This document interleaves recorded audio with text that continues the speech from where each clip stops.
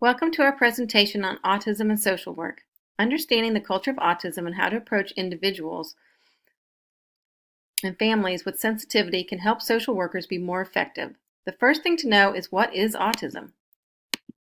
Autism is a developmental disorder that is characterized by social, emotional, and communication difficulties, as well as repetitive thoughts or behaviors. The severity of this disorder is on a spectrum, which makes it a very diverse population. Today, we're going to look at how best to engage, assess, intervene, and evaluate individuals with autism. We'll look at general tips as well as how cultural diversity affects this population. Let's start with engaging parents of newly diagnosed children. It's really important to understand that even more than information, these parents need empathy. It is common for parents who have just received an autism diagnosis to go through a grieving process. Don't try to fix this, but respect it. What you say may not be as important as how you say it. You're going to want to provide parents with the necessary information and resources that will help their child, but you also want to connect them to a community and help them find emotional support through support groups and other ways that they can find help. When engaging with individuals, you're going to start by finding connection. A lot of people with autism have intense interests that they enjoy sharing with others. Ask them about it. Even if a person is nonverbal, it's very important that you talk directly to them and bring them into the conversation. You should watch their body language and listen for any vocalization to help you understand how they feel. Most communication is nonverbal anyway. Be aware that people with autism receive sensory input differently from neurotypicals. Find a quiet space to meet and avoid strong odors like perfume or candles. They may want to stem to calm themselves down. Stemming involves repeated behaviors like hand flapping or vocalizing. It's okay for them to do this. Allow them to have their space. Understand that perceptions of disability are different around the world. What feels normal in one culture may not in another. Also know that some cultures place blame and shame on families of children with disabilities. You want to be sensitive about this and kind of connect from where you agree and build on strengths. If language is a barrier, you're going to want to use an interpreter and make sure you ask a lot of open-ended questions. Don't be afraid to talk to the interpreter to learn more about the culture so that you can have a little more knowledge when dealing with the family. It's also important to note that time is different depending on where you're from. In America, we often find time to be very definite, but other cultures, it's a little bit more relative.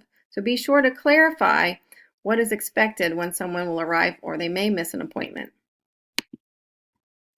During assessment, it's important to talk to the individuals directly. You want to use language that they can easily understand and be aware of their cognitive ability. Many people with autism do well with visual cues, so use pictures or social stories if necessary. And it's also important to include parents and other people who know the person well to help you answer any questions to get a full picture of the person. Be aware that people with disabilities have often experienced childhood trauma, even more so than people who are neurotypical. This may also affect their behavior and their reception to interventions. So if possible, read through their history prior to meeting them and always approach with care.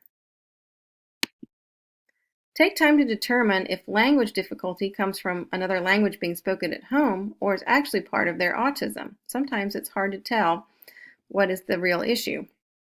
You also want to ask yourself if a behavior is part of autism or part of their heritage. For instance, eye contact varies by culture.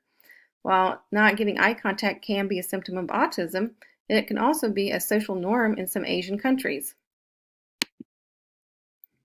You want to involve and respect parents when designing interventions. It's really important that we all work together.